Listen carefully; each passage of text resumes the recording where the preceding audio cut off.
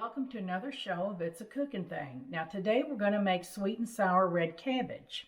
Now we're going to start with a head of cabbage, of course, and to that I'm going to put one red onion, or you could use white if you have it, but I happen to like the red, and one apple. Now if you don't have the apple and onion, that's fine, it just adds extra flavor.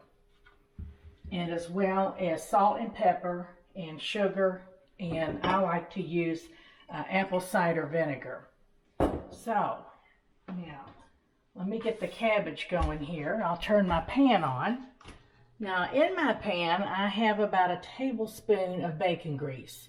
You can use any oil of your choice. You could even use water. I happen to like the bacon grease because it adds just a little more flavor.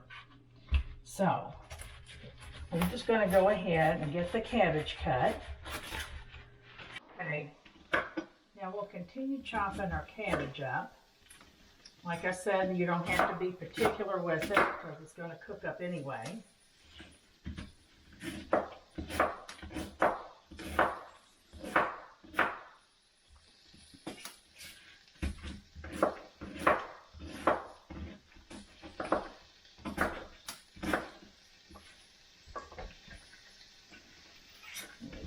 In the pot. Close it.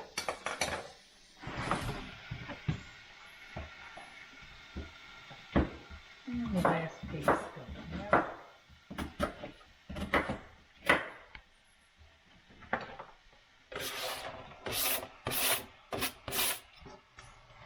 Yeah. And turn my heat up. I always like to start it on high to get it going. Go ahead and get our red onion in there. There again, you don't have to be particular in cutting your onion up, or the cabbage for that matter. Now, I'm going to get this in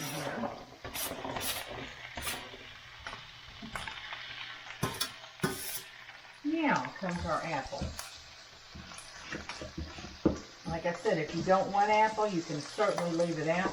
Or if you want 2 apples in there, that's fine as well. If you just want to go ahead and use some apples up. And I'm just going to cut these in a little bit smaller pieces.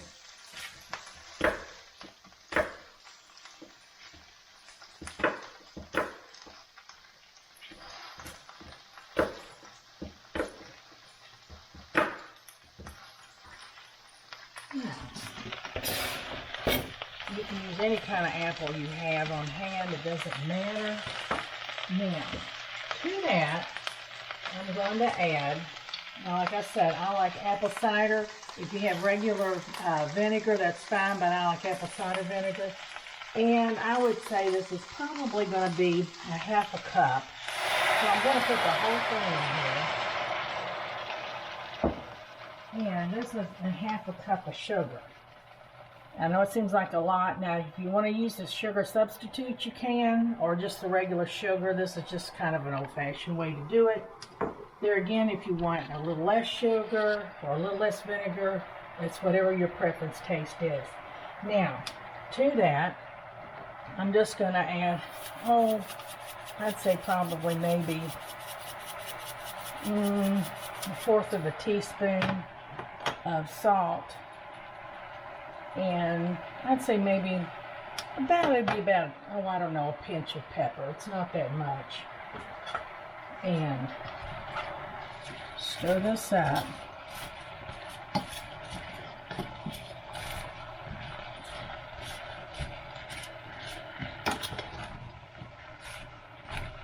This is just a really tasty dish.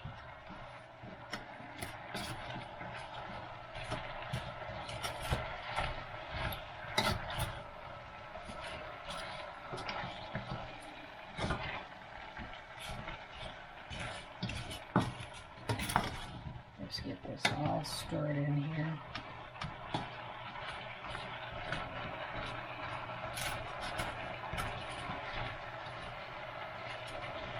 Now this would be a good side dish for a beef brisket or pork chops or pork loin, something like that. Or even if you wanted to cook some sausage or something, or hot dogs and beans, it would be well too. Now what I'm going to do, I'm going to put the lid on here. I'm going to watch my heat.